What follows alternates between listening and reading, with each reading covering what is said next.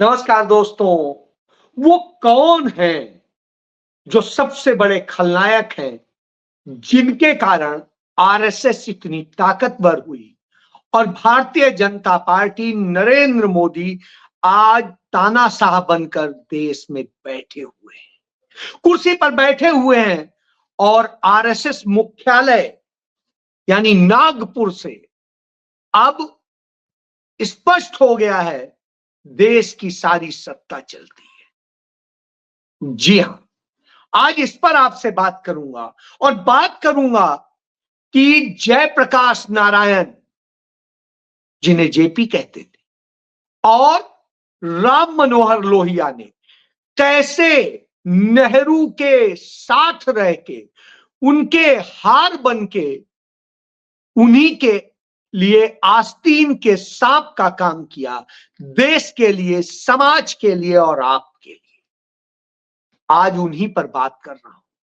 कैसे समाजवाद का एक ड्रामा करके पहले कांग्रेस समाजवादी दल बनाया गया जो कांग्रेस के अंदर ही था, और उसके बाद उसने असली रूप में आ गया, और आने के बाद कैसे उसने आपको डस लिया।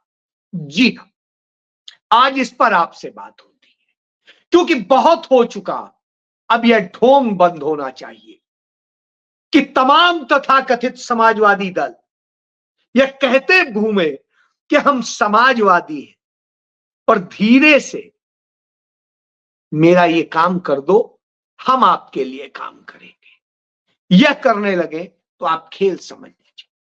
1941 में, दिसंबर 1941 में अचानक जेल में बंद राम मनोहर लोहिया को अंग्रेजी हुकूमत छोड़ देती है, और जनवरी 1942 में जो कांग्रेस का अधिवेशन हो रहा होता है, उस अधिवेशन में जमकर पंडित जवाहरलाल नेहरू पर वह जेपी हमला बोलते हैं जो 1940 में कह रहे थे कि हम तो नेहरू को समर्पित हैं। अब आप समझिए कैसे बदल गया। 2 साल की सजा हुई थी और अल्मोड़ा जेल से छूटते ही यह हमला हो रहा है। महात्मा गांधी तैयारी कर रहे थे अंग्रेजों भारत छोड़ो आंदोलन की, और यह खेल हो गए। और कैसे आरएसएस से यह कहते हुए हाथ मिला लिया कि अब कांग्रेस को खत्म करना है, उसके लिए चाहे शैतान से भी हाथ मिलाना पड़े तो मैं मिलाऊंगा।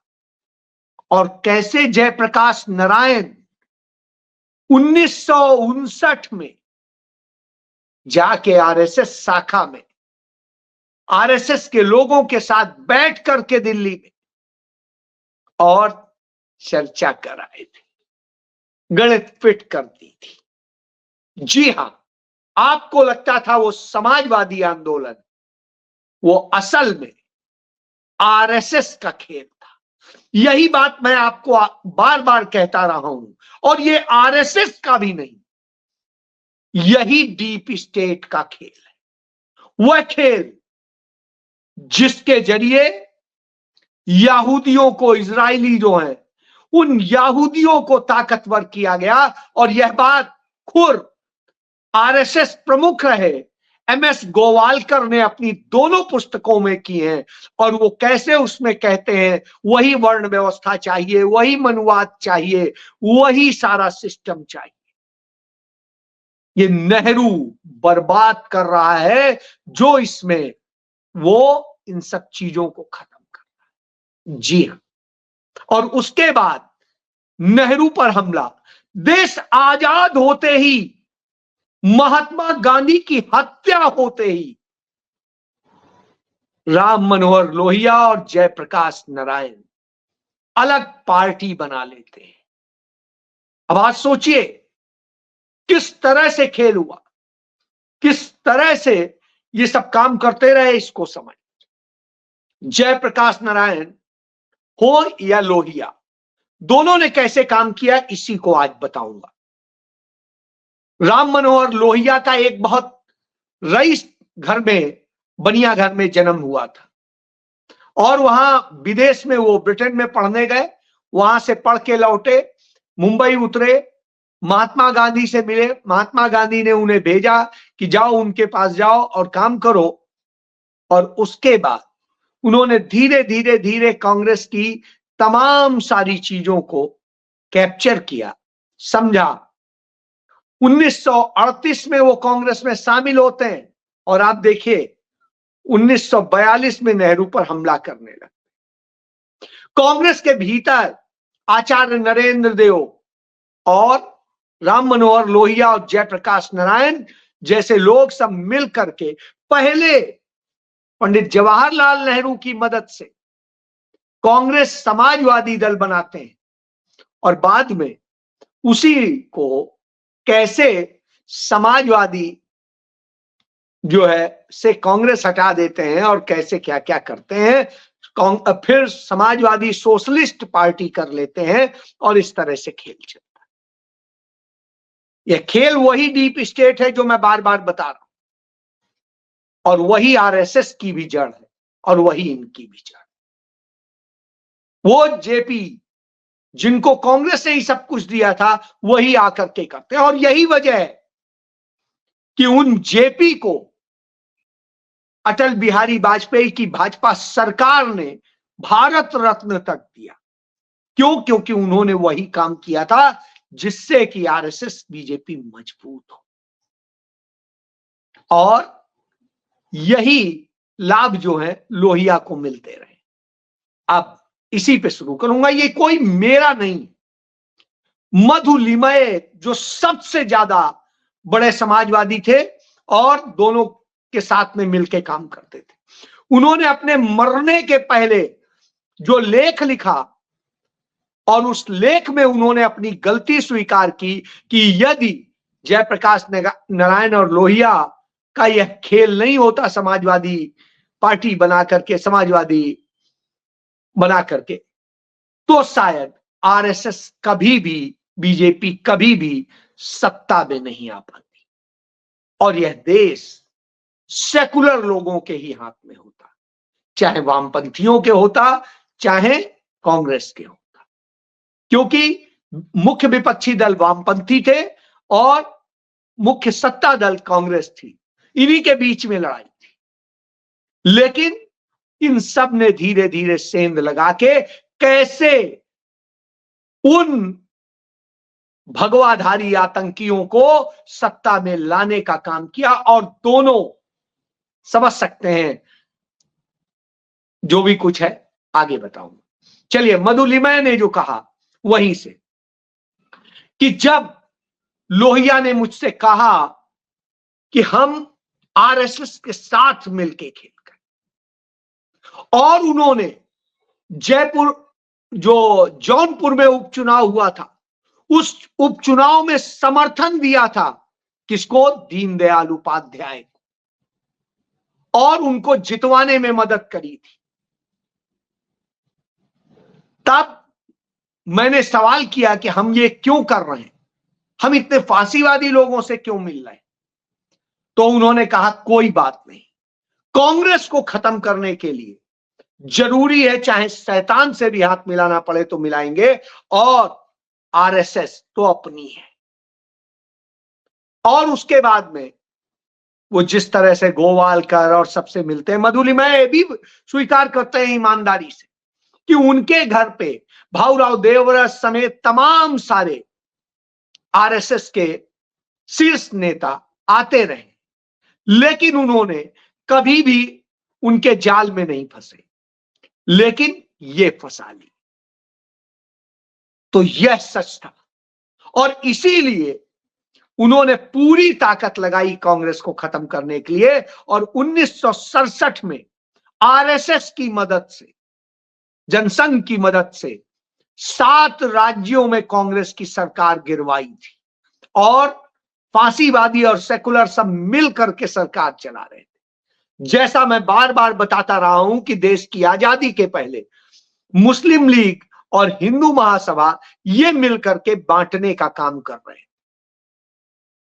पूरे खेल को, सीक्वेंस को समझ लीजिए।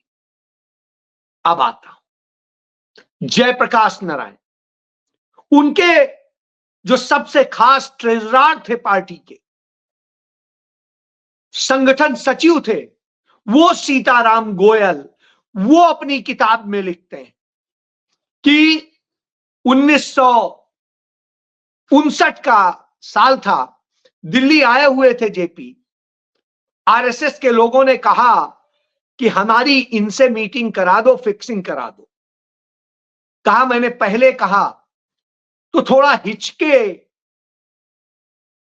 जो जयप्रकाश नारायण, फिर अंत में हो गया कि हां फिक्स हो गया कि आप जाए।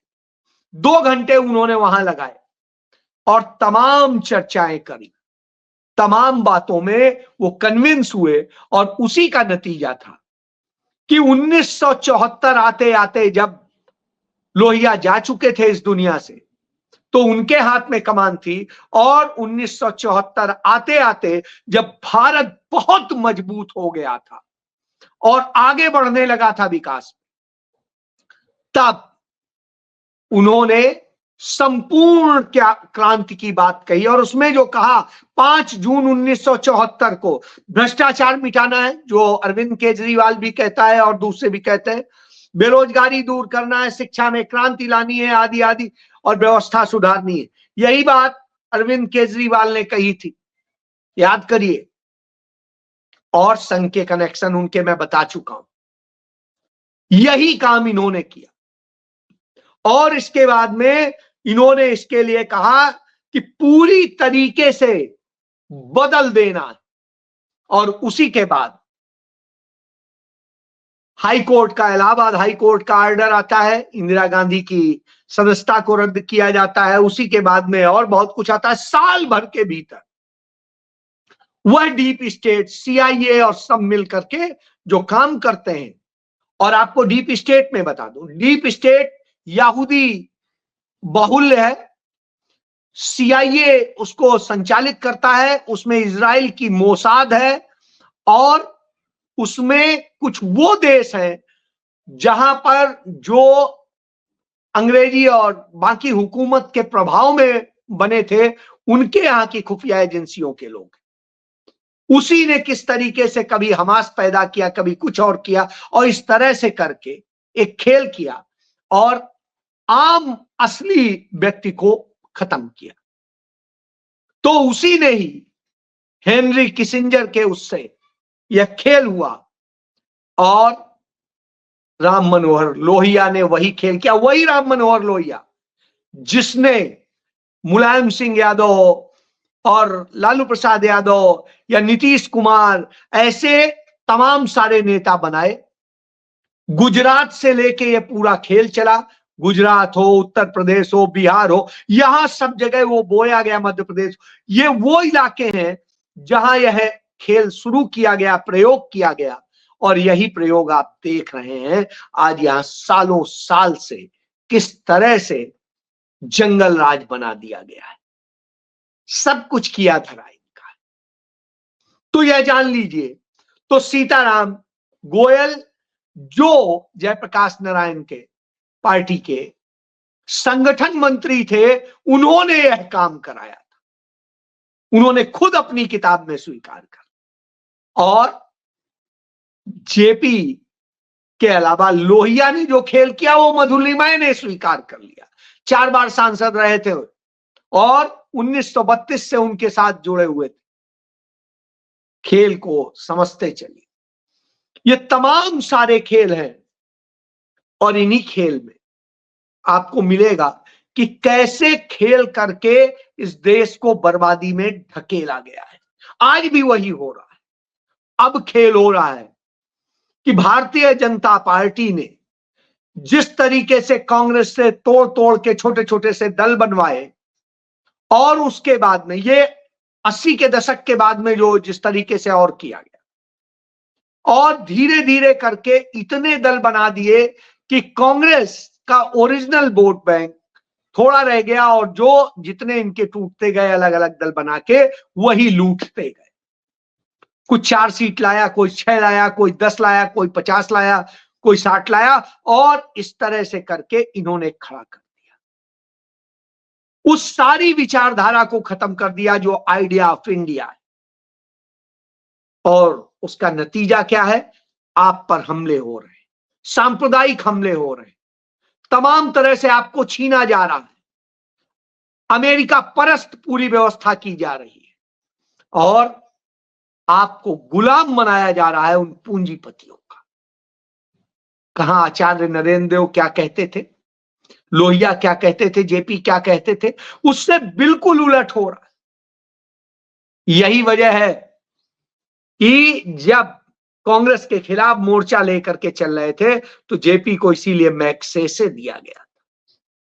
इसी तरीके से भाजपा ने उनको पुरस्कृत किया है, और इसी तरीके से लोहिया को पुरस्कृत किया। तो ये सारे जितने गेम है, और इसीलिए इस वक्त जो हिंदू मुस्लिम का, बाबर अकबर और औरंगजेब का मसला उठाया जाता है, भाजपा उठाती है, और समाजवादी पार्टी और दूसरे तमाम दल इसको लेके उछल पड़ते हैं, ओवैसी जैसे लोग, और फिर आप लड़ने लगते हैं, उसी में फंस जाते हैं, और अंत में असली मुद्दे खत्म हो जाते हैं। यही तो तब भी किया गया था कि आपको नहीं बढ़ने देना है, आपकी व्यवस्थाओं को नहीं बढ़ने देना है, आपको असल में गुलाम बनाने का काम करना है, और उसमें यह दल काम कर। समझ जाइए, समझना है, नहीं समझना है तो झेलेंगे आप, क्योंकि हम तो सिर्फ सच बता सकते हैं, खोज सकते हैं, आपके लिए तमाम सबूत दिखा सकते हैं। अब यहां आता हूं कि सरदार वल्लभ भाई पटेल ने खुद यह बात कह दी थी। यदि आप चाहें तो सरदार वल्लभ भाई पटेल की एक किताब है, इसको आप पढ़ सकते हैं, और उसमें तमाम सच आपको मिल जाएंगे। वह किताब है यह करके बी शंकर, जो सरदार वल्लभ भाई पटेल के सचिव थे, उन्होंने लिखी है। और इसमें 1945 से लेकर 1950 तक सरदार पटेल ने जिसको पत्र लिखे और उनको जिसने लिखे, उसमें सारा कुछ। तो अब एक चीज इसके बाद में मैं इसी में कर रहा हूं कि जिस तरीके से सारी चीजें की गई, उसी को यदि आप देखें, सरदार पटेल ने पंडित जवाहरलाल नेहरू को एक चिट्ठी लिखी। ये चिट्ठी लिखी 15 जून 1948 को। जयप्रकाश नारायण के हाल के भाषणों ने मुझे शंका कुशंकाओं में भर दिया है। हैदराबाद के बारे में उनका भाषण विशेष रूप से दूषित और दुष्टतापूर्ण था, ये पटेल लिख रहे हैं, जिसमें उन्होंने सारा दोष देशी राज्य मंत्रालय पर थोपने का प्रयत्न किया है, और यह दावा किया है यदि समाजवादियों का अपने ढंग से काम करने दिया गया होता तो समस्याएं कभी की हल हो गई होती, और यदि सार्वजनिक रूप से उनकी प्रशंसाएं की हो गई होती तो भावी नेता के रूप में उनका आह्वान न किया गया होता तो वह आपको कष्ट न देता। मुझे लगता है कि ऐसे अनुत्तरदायित्वपूर्ण उद्गार तथा परेशान करने वाला शायद है, इसके ये सदा और उचित ठहराते हैं। मेरा हमेशा से यह अभिमत रहा है कि यदि भारत का भविष्य जयप्रकाश जैसे पुरुषों के हाथ में आ गया तो यह संभवतः देश के लिए सर्वाधिक दुर्भाग्य की बात होगी। हाल की घटनाओं और गांधी जी की मृत्यु के बाद उनका रवैया मेरे इस अभियान की पुष्टि करता है। यानी गांधी जी की हत्या के बाद में वो आरएसएस के साथ कैसे संबंध उनके और प्रगाढ़ हुए थे, यह कह सकता हूं। गांधी जी ने मरने के पहले एक दिन लोहिया को मिलने का टाइम दिया था, और उसी टाइम पर लोहिया उनसे मिलने आ रहे थे, और उसी समय उनकी हत्या की जा रही थी। यानी गांधी जी उस जगह निकलेंगे, उस समय रहेंगे, यह बात लोहिया को के ही जरिए शायद पता चली होगी, यह माना जा सकता है। तो यह सरदार वल्लभ भाई पटेल के पत्र में है जो उन्होंने पंडित जवाहरलाल नेहरू को लिखा। इसके अलावा जिस तरह से डीप स्टेट चलता था, डॉक्टर राजेंद्र प्रसाद ने 14 मई 1948 को इस बारे में लिखा है, वह भी उसी किताब में है, आप पढ़ लें। कि दूसरी कई बातें जिनके बारे में आपसे बात करना चाहूंगा, उनमें से एक है, ये सरदार पटेल को लिख रहे हैं चिट्ठी, कि उनमें से एक है कि किस तरह की स्थिति दिल्ली में बन रही है और क्या क्या है, उन सब को लेकर के उन्होंने पूरी बात लिखी थी। यानी जयप्रकाश नारायण और लोहिया वो लोग हैं जिन्होंने आपको यहां ढकेल दिया है, आप इसका शिकार हैं।